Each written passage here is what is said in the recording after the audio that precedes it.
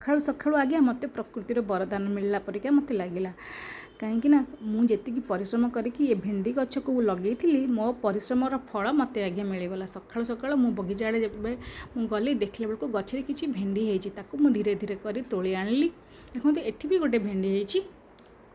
ବାସ୍ ଏ ଭେଣ୍ଡିର test କେମିତି ଲାଗିବ ଆପଣମାନେ କମେଣ୍ଟ ମାଧ୍ୟମରେ ନିଶ୍ଚିନ୍ତ ଜଣାଇବେ।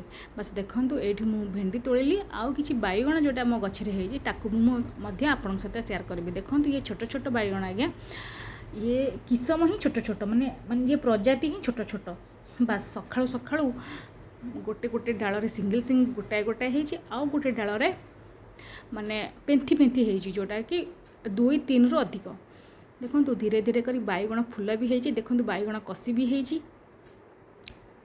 ଦେଖନ୍ତୁ ବାସ୍ ଆପଣଙ୍କୁ ବାସ୍ ସକାଳୁ ସକାଳୁ ଯଦି ମାନେ ବିନା ରାସାୟନିକ ଖତ ସାରରେ ଯଦି ଆପଣଙ୍କୁ କିଛି ଫ୍ରେଶ୍ ପରିବା ଯେଉଁଟାକି ଆପଣଙ୍କ ଜୈବିକ ଖତ ସାରରେ ମିଳିଗଲା ଆଜ୍ଞା, ତାଠୁ ବଡ଼ ଆଜିକା ଡେଟ୍ରେ ଆମମାନଙ୍କ ପାଇଁ ଆଉ କ'ଣ। ମାର୍କେଟରୁ ତ ଆମେ ଏମିତି ବାଇଗଣ କି ପନିପରିବା ଆମେ କିଣାକିଣି କରିକି ଖାଉଛେ, ଯେଉଁଟାକି ରାସାୟନିକ ସାରରେ ଦିଆହେଉଛି। ଆମ ପାଖରେ ଆଉ କିଛି ବି ଚାରା ନାହିଁ ବା କିଛି ବି ପନ୍ଥା ନାହିଁ।